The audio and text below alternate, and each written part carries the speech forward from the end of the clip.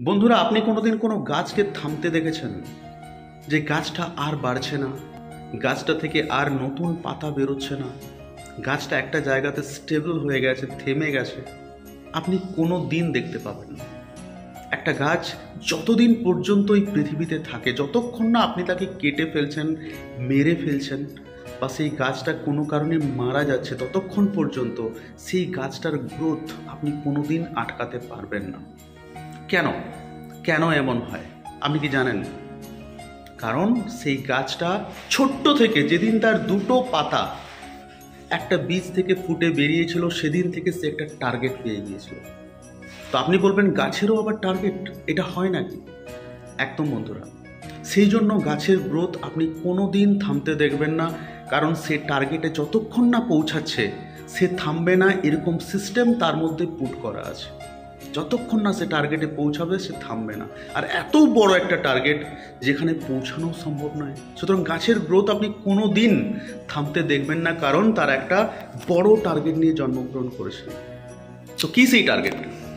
শুনলে কিন্তু আপনার হাসি পাবে যে এটাও হয় নাকি। সেই টার্গেট আর কিচ্ছু না, সেই লক্ষ্য আর কিচ্ছু না, টু টাচ দ্য সান, সূর্যকে স্পর্শ করা এবং আলোর যে উৎস, সূর্যের আলোর যে উৎস, সেই উৎসের কাছে পৌঁছানো। তো বন্ধুরা, দেখবেন আপনি যদি একটা অন্ধকার বাড়িতেও একটা চারা গাছ রেখে দেন, সে ঠিক জানালা দিয়ে বেরিয়ে যেদিকে সূর্যের আলো, ঠিক সেদিকে তার গ্রোথ শুরু হয়ে যাবে।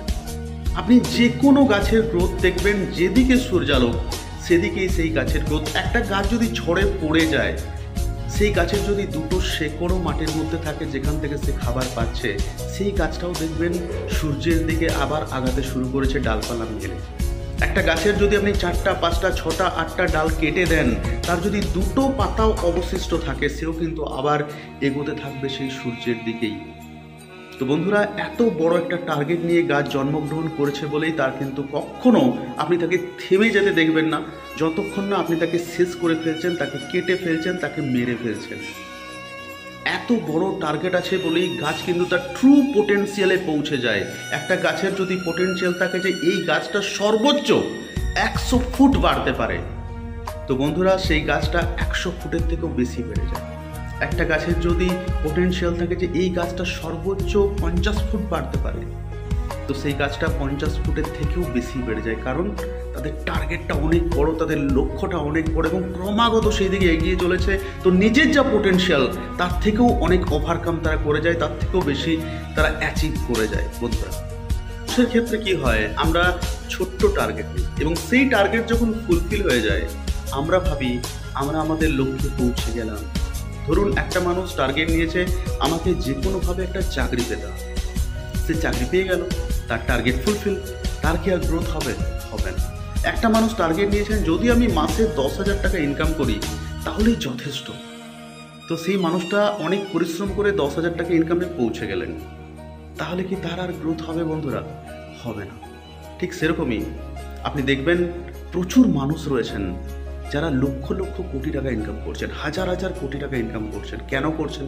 আবার কিছু মানুষ রয়েছেন যারা 30,000 ইনকাম করে সন্তুষ্ট, যারা 20,000 ইনকাম করে স্যাটিসফাইড। কারণ তারা নিজেদের জন্য ছোট্ট টার্গেট সেট করেছিলেন এবং সেই টার্গেট ফুলফিল করেছেন।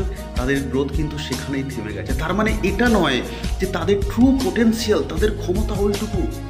তাদের হয়তো ক্ষমতা এতটাই, যারা এই 4 লক্ষ কোটি টাকা ইনকাম করছে, 5 লক্ষ কোটি টাকা ইনকাম করছে, তাদের মতোই তাদের পোটেনশিয়াল। কিন্তু তফাৎটা কোথায়? তফাৎটা হচ্ছে, গাছ যেমন টার্গেট নিয়েছিলেন সূর্যতে পৌঁছানোর, ওই আলোর কেন্দ্রে পৌঁছানোর, সেরকম এনারা টার্গেট নিয়েছেন যে আমাকে পৃথিবীর টপে পৌঁছাতে হবে, লক্ষ লক্ষ কোটি টাকা আর্নিং করতে হবে। সেই জন্য এনারা দৌড়ে চলেছেন এবং নিজেদের মধ্যে ট্রু পোটেনশিয়ালকে খুঁজে পাচ্ছেন, নিজেদের মধ্যে লুকিয়ে থাকা ক্ষমতাকে খুঁজে পাচ্ছেন। কিন্তু কিছু মানুষ এত ছোট্ট টার্গেট নিয়েছেন এবং সেই টার্গেট ফুলফিল করে ভাবছেন আমাদের সামর্থ্য আমরা জেনে গেছি, সেই জন্য তাদের কিন্তু আপনি গ্রোথ দেখতে পাবেন না। তাই বন্ধুরা, যদি আপনি নিজের মধ্যে থাকা পোটেনশিয়াল, নিজের মধ্যে থাকা ক্ষমতাকে জানতে চান, তাহলে বড় টার্গেট নিন। যে টার্গেট শুনে মানুষ হাসবে। কারণ যত বড় টার্গেট, আপনার মধ্যে ঘুমিয়ে থাকা ক্ষমতা, আপনার মধ্যে ঘুমিয়ে থাকা পোটেনশিয়াল ততটা জাগবে এবং আপনি নিজের ক্যাপাসিটি বুঝতে পারবেন। ধরুন আপনি টার্গেট নিয়েছেন 1,00,000 টাকা ইনকামের, কিন্তু আপনার মধ্যে পোটেনশিয়াল রয়েছে 1,00,00,000 টাকা ইনকামের। তাহলে কি আপনি 1,00,000 টাকা ইনকামের পর তো থেমে যাবেন, কারণ আপনি ভাববেন আমার পোটেনশিয়াল অনুযায়ী আমি ইনকাম করছি। তাহলে কি আপনি সঠিক ক্ষমতায় পৌঁছাতে পারলেন? আপনার মধ্যে যে পোটেনশিয়াল রয়েছে সঠিক জায়গায় আপনি পৌঁছাতে পারলেন? পারবেন না। সেই জন্য টার্গেট হবে অনেক বড়, যেটা শুনে মানুষ হাসবে, যেটা শুনে আপনার ভয় লাগবে যে আমি পৌঁছাতে পারবো তো, কিন্তু আপনাকে থেমে যাওয়া চলবে না। যেমন গাছ কোনোদিন থামে না বলেই কিন্তু সে তার ট্রু পোটেনশিয়াল, ট্রু ক্ষমতা, তার যতটা গ্রোথ হওয়া দরকার তার থেকেও বেশি সে গ্রোথ পেয়ে যায়।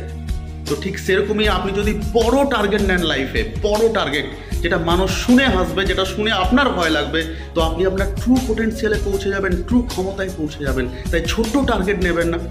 আমরা দেখেছি এই সমাজে মানুষ ফেলিওর হয় বড় টার্গেট নেওয়ার জন্য নয়, এই সমাজে মানুষ ফেলিওর হয় ছোট্ট টার্গেট নেওয়ার জন্য এবং সেই টার্গেট ফুলফিল করে দেওয়ার জন্য। ধরুন কেউ 1,00,000-এর টার্গেট নিয়েছেন, 1,00,000 অ্যাচিভ করে নিয়েছেন, এরপর তার গ্রোথ থেমে গেল। কেউ 10,000-এর টার্গেট নিয়েছেন, 10,000 অ্যাচিভ করে নিয়েছেন, তার গ্রোথ থেমে গেল। তাদেরকে কি আপনি সাকসেসফুল বলতে পারবেন?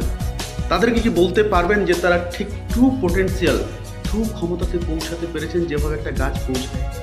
তাই বন্ধুরা, বড় টার্গেট নিন। বড়া সোচ কা বড়া জাদু। যত বড় ভাবতে পারবেন তত বেশি ম্যাজিক অপেক্ষা করছে আপনার লাইফে। তো টার্গেটটা সবসময় বড় হবে। যত বড় টার্গেট তত বেশি পরিশ্রম এবং তত বেশি আউটকাম। বন্ধুরা, কখনো থেমে থাকবেন না, কারণ থামার জন্য এই পৃথিবীতে আপনার জন্মগ্রহণ হয়নি। গ্রোথ, এগিয়ে যাওয়ার জন্য এই পৃথিবীতে আপনার জন্মগ্রহণ হয়েছে। এগিয়ে যান, দেখবেন কোথায় পৌঁছাতে পারেন। আজকে দাঁড়িয়ে হয়তো আপনি বিশ্বাসও করে উঠতে পারবেন না।